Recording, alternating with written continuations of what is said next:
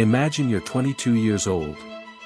It's the middle of the night, and you're lying on a thin straw mattress in a small stone house somewhere in medieval England. Outside, the village is silent. No ambulance. No hospital. No trained surgeon waiting down the corridor. Just a midwife, a few candles, and the people you love, standing around your bed, terrified. Because your labor has started. At first, everyone thinks it will be fine. Women have been giving birth for thousands of years. Your mother survived it. Your grandmother survived it. So surely, you will too. But then the pain changes. The contractions become stronger. Closer together. And something is wrong. The midwife looks at you. Then she looks at your husband. And for the first time that night, nobody speaks. You have been in labor for hours. The baby isn't coming. In the modern world, this could be the moment when doctors intervene. A surgeon could perform a cesarean section. A team could monitor the baby's heartbeat. Blood could be replaced if you began to hemorrhage. Antibiotics could fight a deadly infection. But you don't live in the modern world. You live in medieval Europe. And the people around you have almost no way to know what is happening inside your body. The midwife tries to help. Your family begins to pray. Someone brings hot water. Someone lights another candle. And as the night slowly disappears outside the window, you realize something terrifying. This isn't just a difficult birth anymore.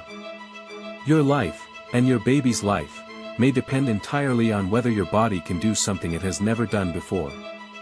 And if it can't, there may be nothing anyone in that room can do to save you. Because in medieval Europe, childbirth wasn't simply the moment a woman became a mother. It was one of the most dangerous moments of her entire life. And tonight, we're going to follow one woman's journey through that terrifying reality, from the first contraction to the moment when everything goes horribly wrong. Because the question isn't whether medieval childbirth was painful. The real question is, what happened when the pain didn't stop? The life of a medieval woman before childbirth. The night of your labor has not yet arrived. But to understand why childbirth was so dangerous, you have to go back to the beginning. Because in medieval Europe, the danger of childbirth didn't begin when the contractions started. For many women, it began years earlier. You are still young. Perhaps you are 17. Perhaps 18. By modern standards, you would barely be considered an adult. But in medieval England, marriage and motherhood could come much earlier. Your wedding may have been arranged by your family. Your husband might be a farmer, a craftsman, a laborer, or the son of a wealthy household.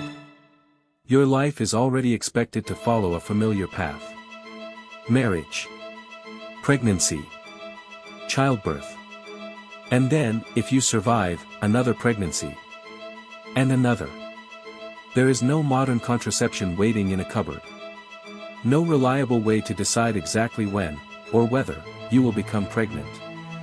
For many women, pregnancy is simply something that happens as part of married life. And every pregnancy carries risk. But before you ever reach the moment of labor, your body has already endured months of change. Imagine waking before sunrise. The air inside your small home is cold. The fire from the previous night has nearly gone out. You are tired. You feel sick in the mornings. You have little appetite. But there is work to be done. If you're a peasant woman, pregnancy does not mean you can simply stop working. There is no paid maternity leave. No comfortable sofa where you can spend the day resting. No doctor telling you to avoid heavy lifting. Your daily responsibilities continue. You might need to prepare food, carry water, clean the house, look after children, feed animals, work in the fields. And depending on where you live and how wealthy your family is, you may continue working almost until the day your labor begins. Your body is changing. Your belly grows. Your movements become slower. But life around you doesn't slow down. And perhaps the most frightening part is this. You don't really know how dangerous your pregnancy might become. Today, a pregnant woman can have regular checkups. Doctors can measure blood pressure. Blood tests can reveal problems. Ultrasound scans can show the developing baby.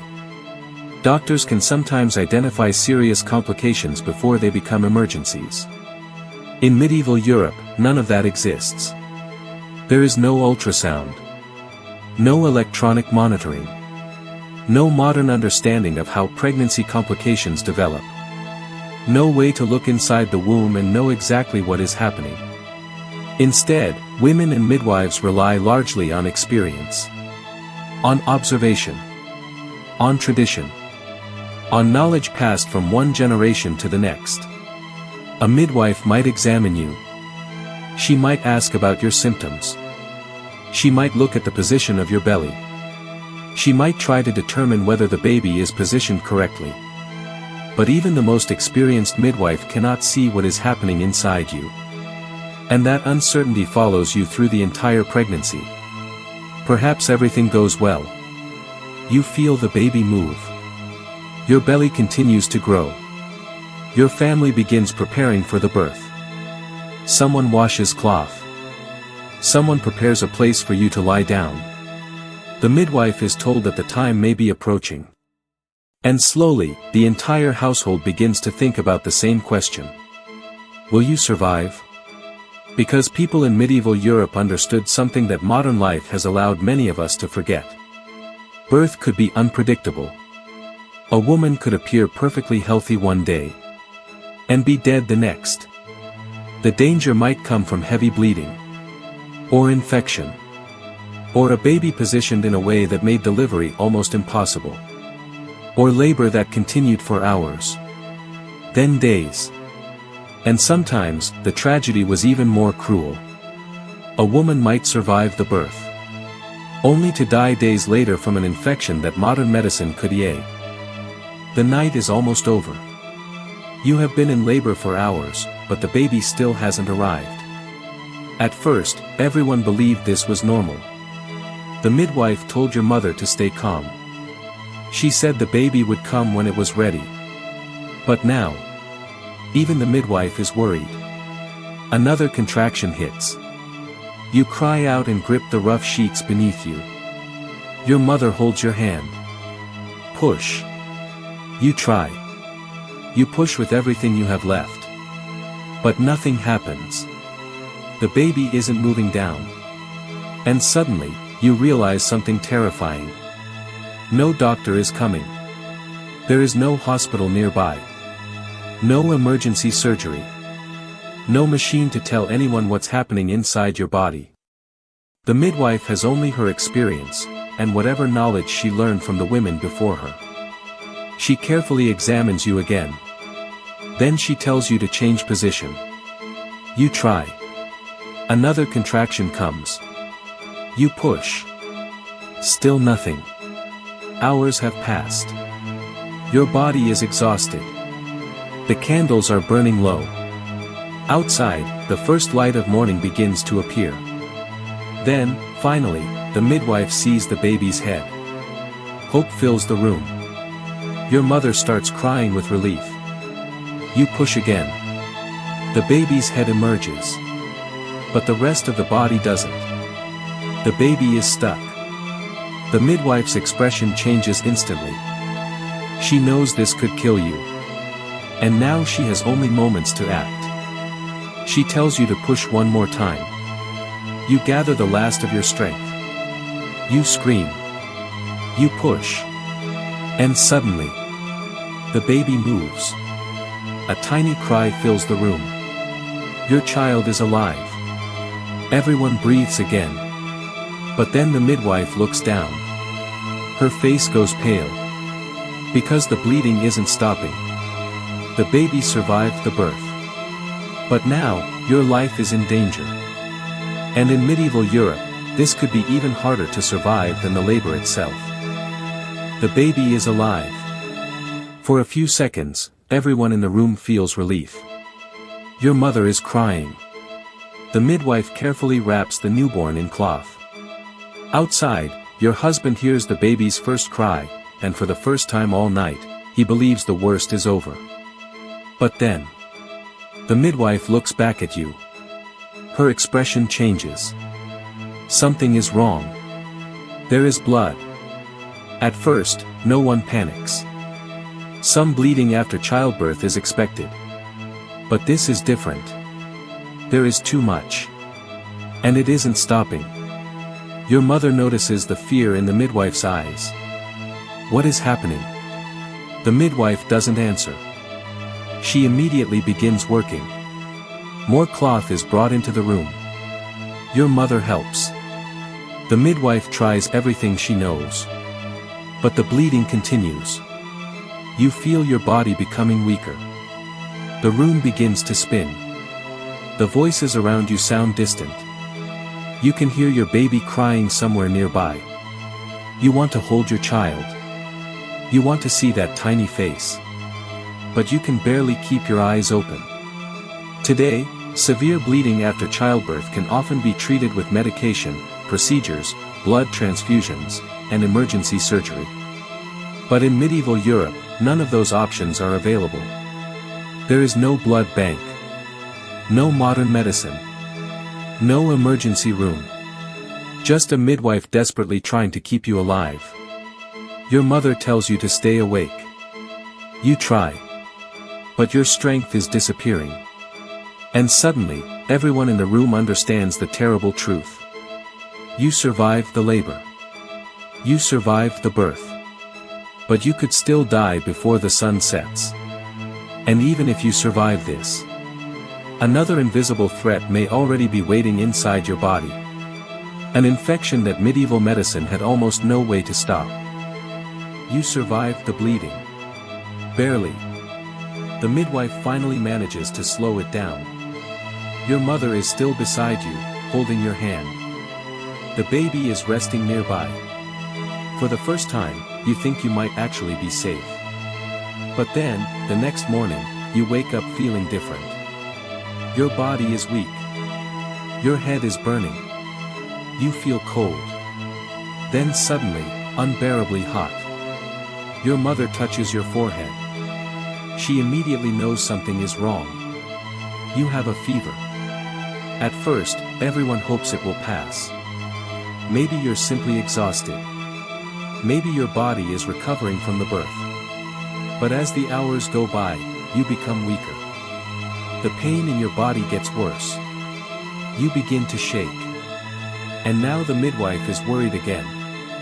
Because childbirth has left wounds inside your body.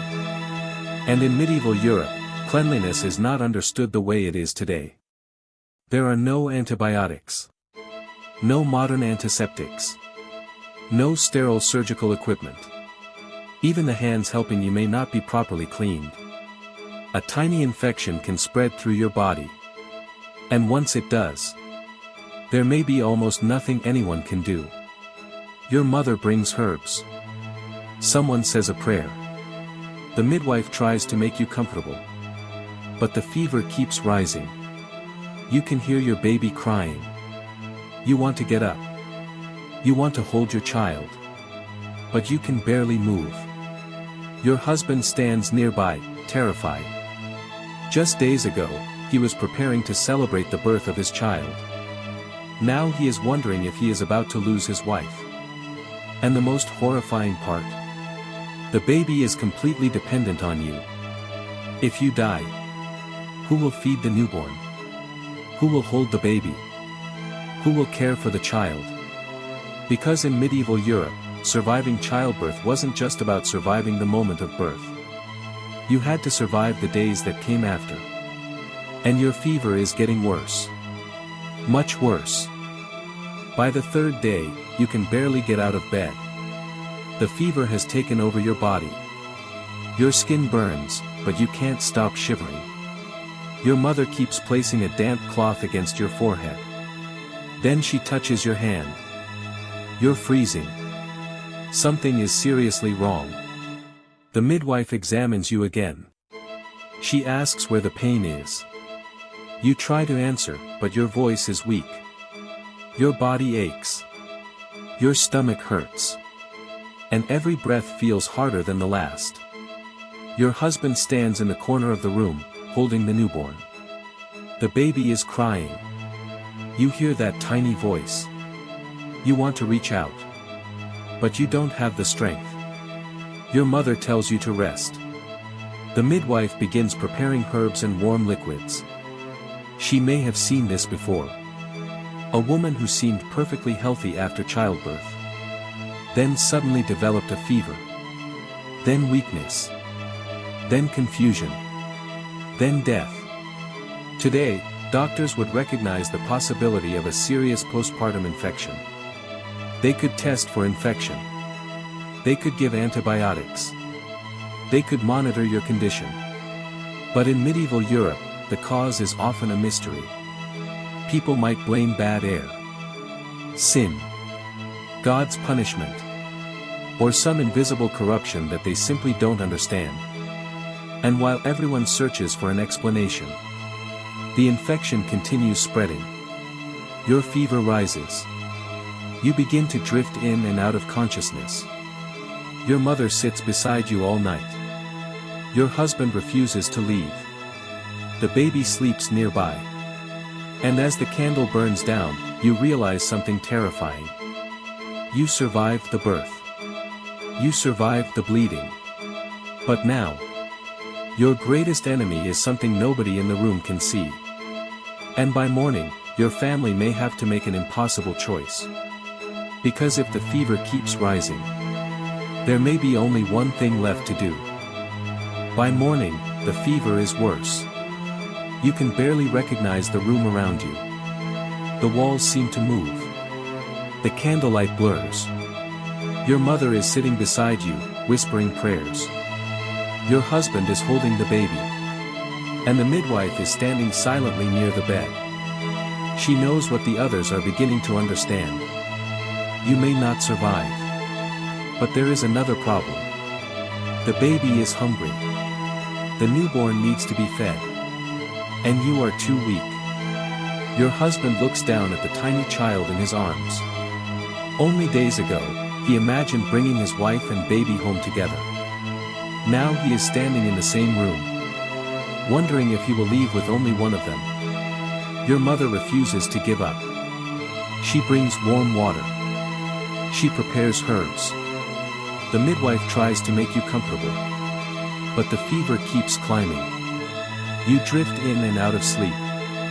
Then, suddenly, you wake. For a moment, your mind is clear. You see your husband. You see your mother. And then, you see your baby. The child is placed beside you. You reach out with trembling hands. The baby is so small. So completely dependent on you. You hold the child against your chest. And for a few seconds, everything is quiet. But then another wave of pain hits. You close your eyes. Your mother realizes something. If you don't recover soon, the baby will need someone else to care for them. And that was one of the cruelest realities of medieval childbirth. A woman could survive the moment of birth, only to leave behind a newborn who had barely met her. But you're not ready to give up. Not yet. You whisper something to your mother. You want to live.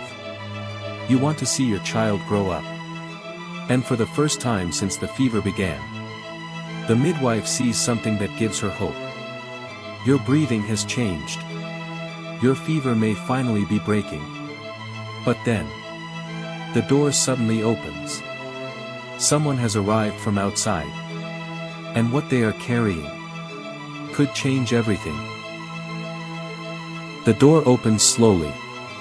Everyone in the room turns. A woman steps inside. She is older. She has spent years helping women through childbirth.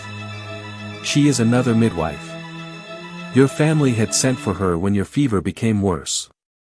She carries a small bundle of herbs, cloth, and simple tools. She kneels beside you. She looks at your face. Then she touches your forehead. Her expression becomes serious. She asks the first midwife what happened. How long you were in labor. How difficult the birth was. How much blood you lost. And how long you've had the fever. She listens carefully. Then she examines you. The room becomes silent. Your husband watches her face. Your mother waits for an answer. Finally, the older woman speaks. She believes the fever may be connected to the birth. But she cannot be certain. And that's the terrifying reality of medieval medicine. Even experienced healers often had to work without knowing exactly what was happening inside the body. There were no laboratory tests. No blood tests. No X-rays. No antibiotics. No way to see whether an infection was spreading. They had observation, experience, and traditional remedies. That's all. The woman prepares a warm mixture of herbs. She tells your mother to keep you hydrated. She insists that the room be kept as clean as possible. She washes her hands. She changes the cloth beneath you. And then, you wait. Hour after hour. Your family watches your condition. The fever rises. Then falls. Then rises again.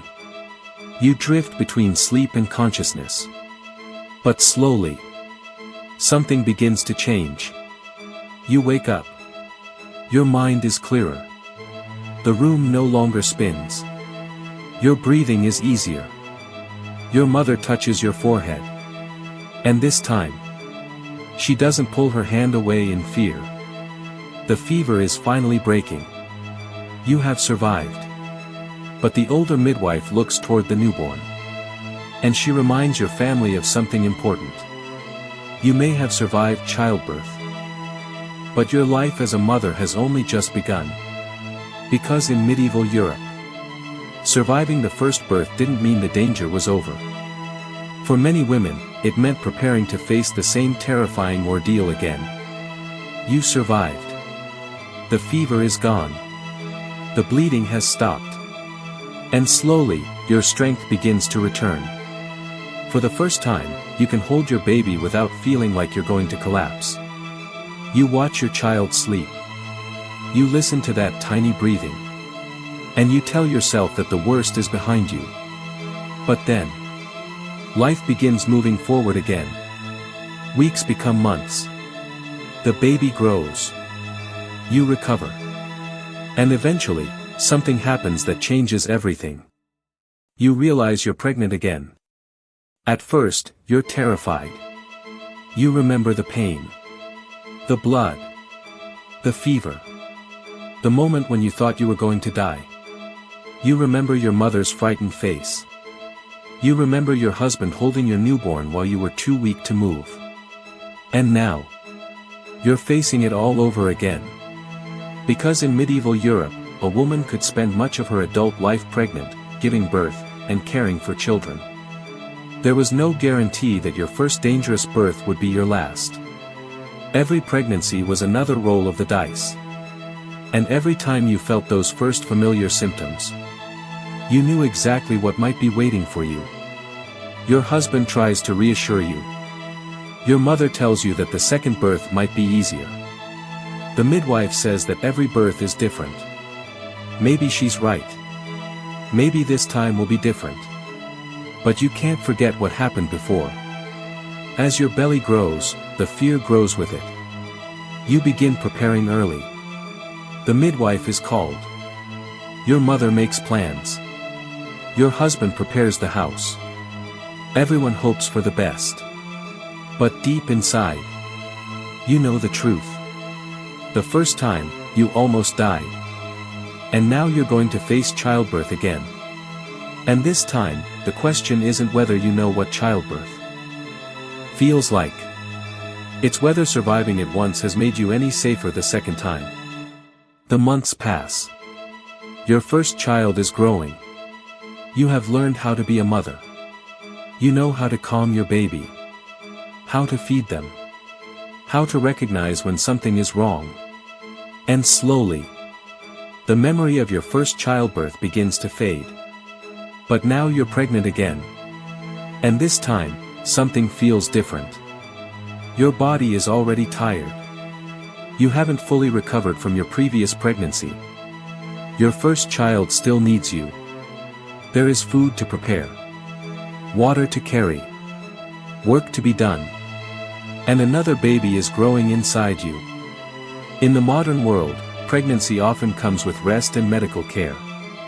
But for many medieval women, life simply continues. You keep working. You keep caring for your family. You keep moving forward. Until one evening, the pain begins again. The contractions come faster this time. Your mother calls the midwife. Your husband prepares the room.